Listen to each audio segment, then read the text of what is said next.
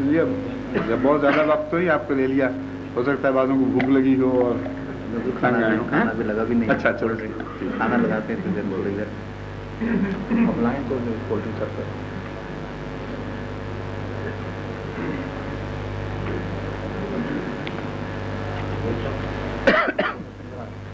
آپ نے جو ارشاد فرمایا رحمۃ للعالمین نبی صلی اللہ علیہ وسلم کے خلق کے بارے میں اور ان کی رحمت کے بارے میں، اس میں کوئی کسی قسم کے شک کی گنجائش نہیں. لیکن میں قرآن میں ایک سورہ کے شروع میں پاتا ہوں، اس میں ہے بسم اللہ الرحمن الرحیم عبسا وتولی ان جاءہ الاعمی. اس کی تفسیر میں اکثر و بیشتر مفسرین اسلام جو واقعات لکھے وہ خلق پر میں سمجھ گیا ہوں بات. آپ براہ کرم اس کی بہت اچھا، بہت ہی جزاکم اللہ، بہت ہی پیارا سوال کیا ہے آپ نے. یعنی اس لیے مجھے خوشی ہوئی ہے کہ آپ نے باریک نظر سے مطالعہ کیا ہے، ورنہ یوں ہی ذہن میں آ ہی نہیں سکتا یہ سوال.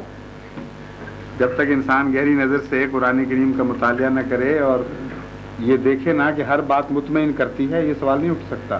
ان کا مطلب یہ ہے، ایک صورت ہے قرآن کریم میں عبس وتولی ان جاءہ الاعمی وما یدریک لعلہ یزکی اور یذکر فتنفع الذکر.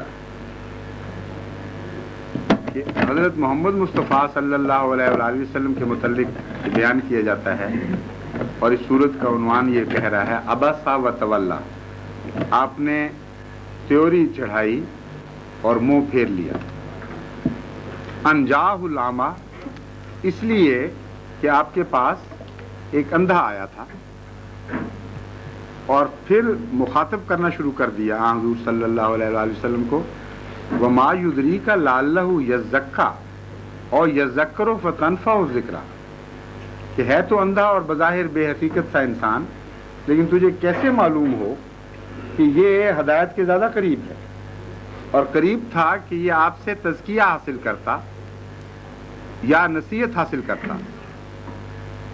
اور پھر فرماتا ہے کہ یہ کیسے آپ کو یقین ہوا کہ وہ جو دوسرا شخص ہے وہ پیٹ پھیر کر جانے والوں میں سے نہیں ہے جس کو مخاطب ہو رہے تھے، اور اس کی طرف آپ نے زیادہ توجہ دی. یہ مفسرین یہ لکھتے ہیں کہ نعوذ باللہ من ذالک، حضرت صلی اللہ علیہ وآلہ وسلم کی ایک اخلاقی کوتاہی کا ذکر ہے، اور اس وجہ سے خدا تعالیٰ نے گویا ڈانٹا کہ تم نے یہ کیا حرکت کی. ہمارے واقعہ یہ ہے کہ یہ بات درست نہیں.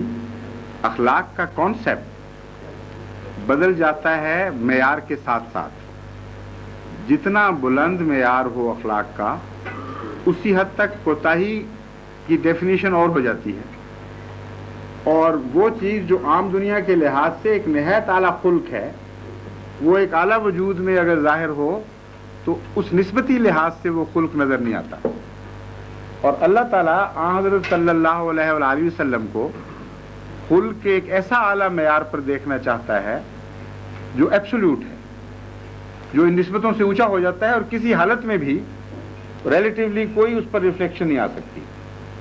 یہ واقعہ فی ذات ہی بدخلقی کا واقعہ ہے ہی نہیں. میں اب آپ کو بتاتا ہوں یہ واقعہ کیا ہوا، تو دنیا کے کسی معیار سے آپ اس کو بدخلقی کہہ ہی نہیں سکتے.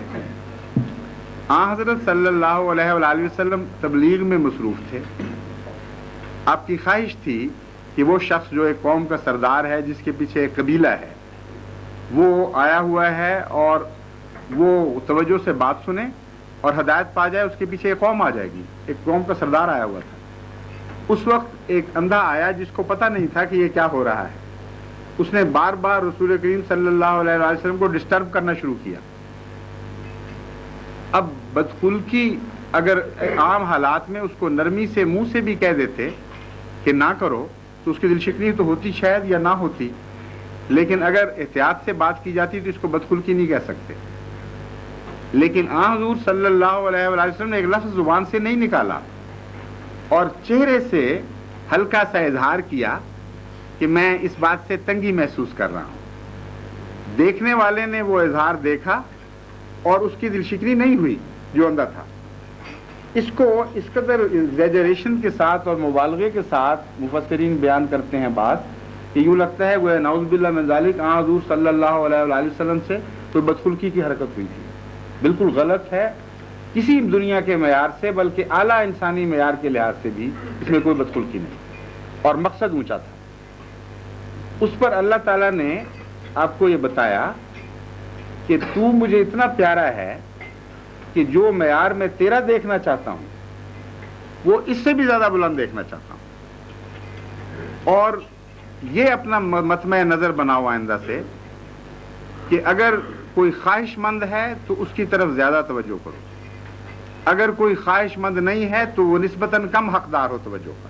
یہ ایک سبق دیا ہے، اور اس واقعہ سے استفادہ کر کے حضور صلی اللہ علیہ وآلہ وسلم کو متوجہ کر دیا کہ ہدایت وہ پایا کرتا ہے جو ہدایت کا خواہش مند ہوا کرتا ہے، اور جو ہدایت سے بھاگتا ہو. آپ کو تو تمنا ہے کہ وہ ہدایت پا جائے، تمنا ہونا تو بدخلقی نہیں ہے، لیکن اللہ کی دلوں پر نظر ہے. وہ آپ کو یہ بات بتاتا ہے کہ جو لوگ بھاگتے ہوں وہ نہیں پایا کرتے، جو خواہش مند ہوں وہ زیادہ پایا کرتے ہیں.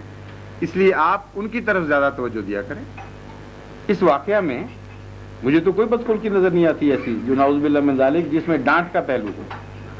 یہ تو ایک نہایت ہی لطیف پیرائے میں حضور کے حسن خلق کا اظہار بھی کر دیا، اور بلند تر مقامات کی طرف آپ کو لے جانے کے لیے ایک ایسا خدا تعالیٰ نے ایسی نصیحت فرما دی جس پر عام طور پر بندوں کی نظر نہیں ہوتی.